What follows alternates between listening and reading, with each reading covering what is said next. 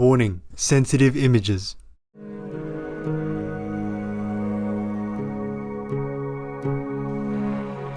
Our programs offer many languages. Please visit suprememastertv.com/schedule. Nonviolence is a power which can be wielded equally by all, provided they have a living faith in the God of love and have therefore equal love for all mankind. Please continue watching for more inspiration from our beloved Gandhiji, vegetarian. Vegan, otherwise risk being looked down upon.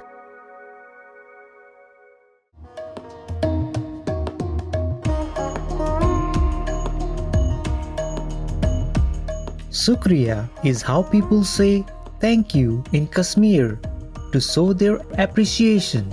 Noble viewers, I am Bahir.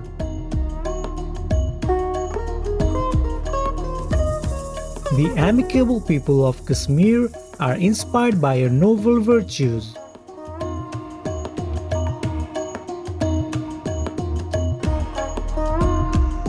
May you find inner peace and serenity in the grace of the divine.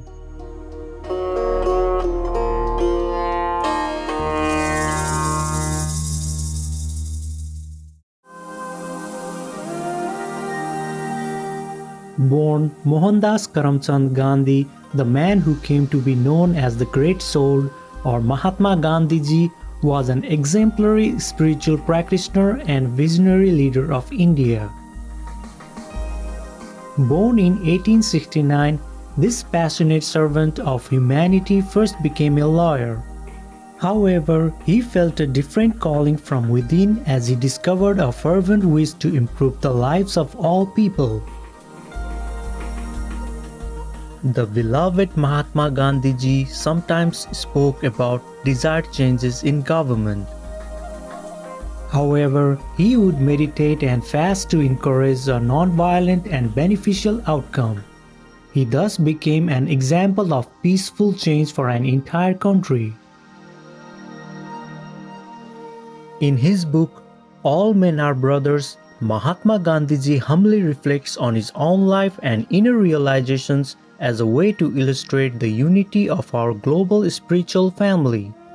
In one passage, he describes faith as a divine principle within us all, regardless of religion. It is faith that steers us through stormy seas, faith that moves mountains, and faith that jumps across the ocean.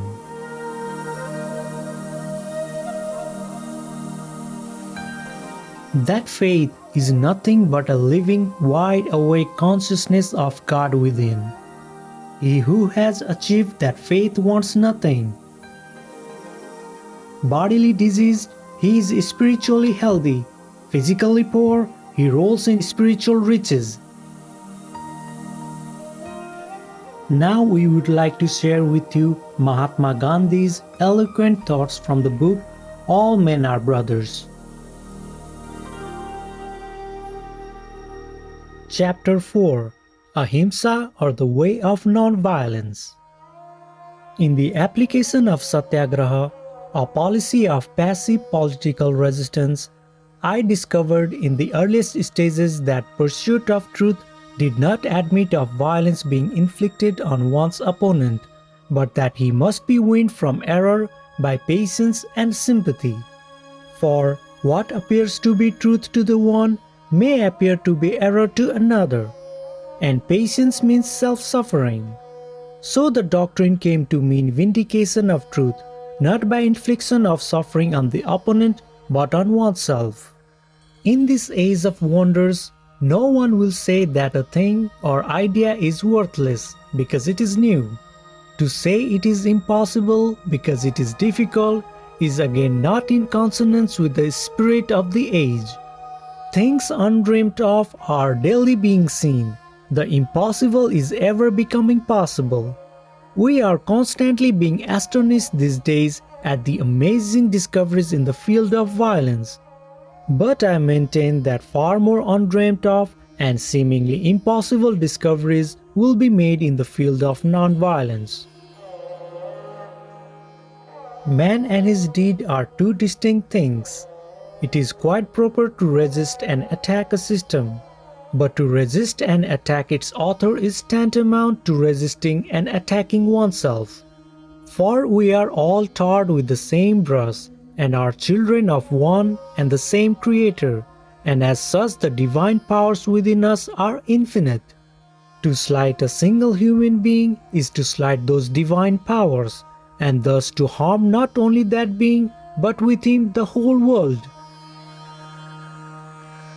Non-violence is a universal principle, and its operation is not limited by a hostile environment. Indeed, its efficacy can be tasted only when it acts in the midst of and in spite of opposition. Our non-violence would be a hollow thing and nothing worth if it depended for its success on the goodwill of the authorities. The only condition of successful use of this force is a recognition of the existence of the soul as apart from the body and its permanent nature. And this recognition must amount to a living faith and not a mere intellectual grasp. Some friends have told me that truth and non-violence have no place in politics and worldly affairs. I do not agree. I have no use for them as a means of individual salvation. Their introduction and application in everyday life has been my experiment all along. No man could be actively non-violent and not rise against social injustice no matter where it occurred. Passive resistance is a method of securing rights by personal suffering. It is the reverse of resistance by arms. When I refuse to do a thing that is repugnant to my conscience, I use soul force. For instance, the government of the day has passed a law which is applicable to me. I do not like it. If by using violence I force the government to repeal the law, I am employing what may be termed body force. If I do not obey the law and accept the penalty for its breach, I use soul force. It involves sacrifice of self. Everybody admits that sacrifice of self is infinitely superior to sacrifice of others. Moreover, if this kind of force is used in a cause that is unjust, only the person using it suffers. He does not make others suffer for his mistakes.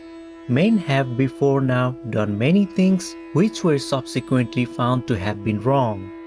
No man can claim that he is absolutely in the right or that a particular thing is wrong because he thinks so, but it is wrong for him so long as that is his deliberate judgment. It is therefore clear that he should not do that which he knows to be wrong and suffer the consequence whatever it may be. This is the key to the use of soul force. A votary of Ahimsa cannot subscribe to the utilitarian formula of the greatest good of the greatest number. He will strive for the greatest good of all and die in the attempt to realize the ideal. He will therefore be willing to die so that the others may live. He will serve himself with the rest by himself dying. The greatest good of all inevitably includes the good of the greatest number, and therefore he and the utilitarian will converge in many points in their career, but there does come a time when they must part company and even work in opposite directions. The utilitarian, to be logical, will never sacrifice himself. The absolutist will even sacrifice himself. You might of course say that there can be no non-violent rebellion and there has been none known to history. Well, it is my ambition to provide an instance, and it is my dream that my country may win its freedom through non-violence. And I would like to repeat to the world times without number that I will not purchase my country's freedom at the cost of non-violence. My marriage to non-violence is such an absolute thing that I would rather commit suicide than be deflected from my position. I have not mentioned truth in this connection, simply because truth cannot be expressed except by non-violence. The accumulated experience of the past 30 years the first 8 of which were in South Africa, fills me with the greatest hope that in the adoption of non-violence lies the future of India and the world. It is the most harmless and yet equally effective way of dealing with the political and economic wrongs of the downtrodden portion of humanity.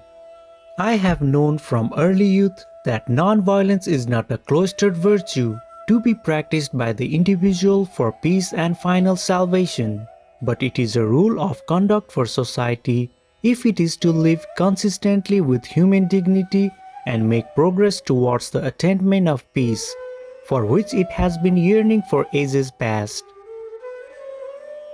Non-violence is a power which can be wielded equally by all, children, young men and women, or grown-up people, provided they have a living faith in the God of love and have therefore equal love for all mankind.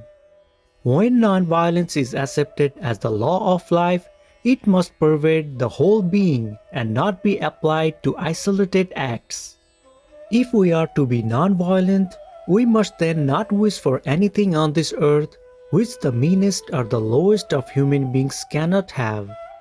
The principle of non-violence necessitates complete abstention from exploitation in any form.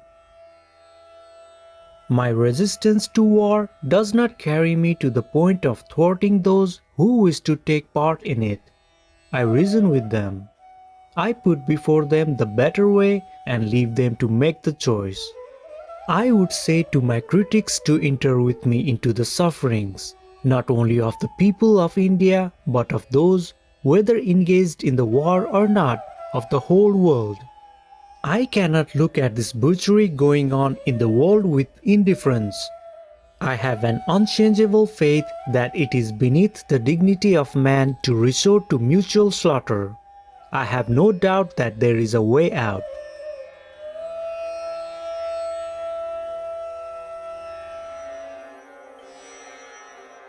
Do they like to be killed? No. Do we need them as food? No. Is it good for you? No. Is it good for the earth? No. The Honorable Mariana Teamer, vegan. Compassionate viewers, it's been a pleasure to have your company on today's Words of Wisdom. Coming up next is Coming Together to Celebrate Supreme Master Ching Hai Day, Part 8 of 10, right after Noteworthy News. In the infinite care of the Providence, may all your noble aspirations be realized. Our programs offer many languages. Please visit suprememastertv.com/schedule and suprememastertv.com/WOW. Nos programmes offrent plusieurs langues. Veuillez visiter suprememastertv.com/schedule et suprememastertv.com/WOW. Nuestros programas ofrecen varios idiomas. Visiten suprememastertv.com/schedule y suprememastertv.com/WOW. 저희 방송은 다양한 언어를 제공합니다. 다음을 참고하세요. suprememastertv.com/schedule 그리고 suprememastertv.com/WOW